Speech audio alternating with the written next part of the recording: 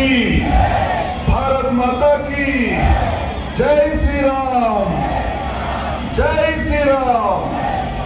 नरेंद्र मोदी गारी नायकत्వం, नरेंद्र मोदी गारी नायकत्వం। సోదర సోదరులారా, ఈ రోజు విజయ సంకల్ప యాత్ర కిషన్ రెడ్డి గారి మన రాష్ట్ర రథసారథి కేంద్ర మంత్రివర్యులు వారి నాయకత్వంలో ఈ రోజు కొత్తకోట పట్టణానికి చేరాం।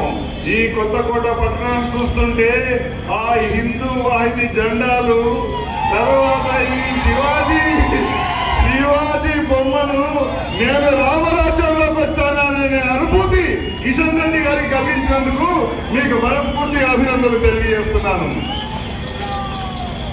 జాతీయ ఉపాధ్యక్షురాలు డికే అన్న గారు, జాతీయ కార్యవర్గ సభ్యులు జితేందర్ రెడ్డి గారు, మాజీ ఎమ్మెల్యే రవీంద్రనాథ్ రెడ్డి గారు, ఈ జిల్లా అధ్యక్షులు డి నారాయణ గారు, ఈ విజయ సంకల్ప యాత్ర ప్రముఖులు శ్రీవర్ధన్ రెడ్డి గారు, మన పార్లమెంటు కన్వీనర్ పవన్ కుమార్ రెడ్డి గారు, వేదిక మీద ఉన్న మీద పెద్దలు, నా కళ్ళ ముందున్న నారీ శక్తిమణులారా, మీ అందరికీ నా శుభాభివందనాలు।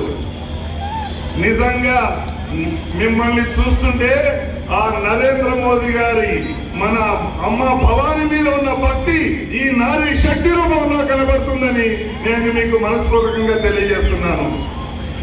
మిత్రులారా, మీరు తెలియజేయవలసింది ఒక్కటే, రాబో ఎన్నికల్లో మనకు ప్రధాని ఎవరు ఉండాలి అనే విషయాన్ని మన అందరికీ తెలియజేయడానికే విజయ సంకల్ప యాత్ర। దేశం కోసం, ధర్మం కోసం, మన పేద ప్రజల కోసం పనిచేసే పార్టీ భారతీయ జనతా పార్టీ।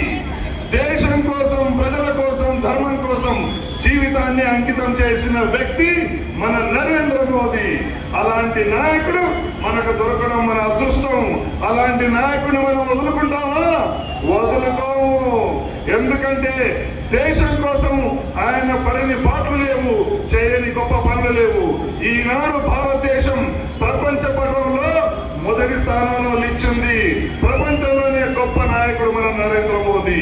అలాంటి నాయకుడిని మళ్ళీ గెలిపించి ప్రధాని చేయాలని మనం శపథం చేయాలి। మీరంతా సిద్ధమేనా? మరొక్కసారి మోదీ ప్రధాని, మరొక్కసారి